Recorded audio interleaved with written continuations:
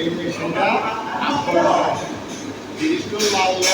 যেদিকে ইচ্ছা সেদিকে যেতে পারবে, কোনো সমস্যা হবে না। আর একটা হলো আপনাদের মেশিনে, এই মেশিনে একটু কারণ মালটা না মানুষের ধরতে হয় না। মানুষ ছাড়া আপনি প্রস্তাবন তুলবেন, মানুষ ছাড়া আপনি মাল তুলবেন, মানুষ ছাড়া মাল নামাবেন, কোনো লোকজন লাগবে না, কোনো লেবার লাগবে না, কোনো শ্রমিক লাগবে না, কোনো সব কেটে দিচ্ছে।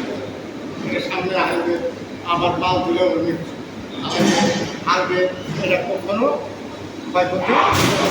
খুব ভালো জিনিস। এটা যদি আমরা দর্শক নেওয়ার জন্য চেষ্টা করেন তাহলে ধান গবেষণা ইনস্টিটিউট কর্তৃপক্ষরা আছে তাদের সাথে আপনারা যোগাযোগ করে নেওয়ার ব্যবস্থা করেন, খুব ভালো হবে। এই বলে আমি বক্তব্য শেষ করলাম। আসসালামু আলাইকুম।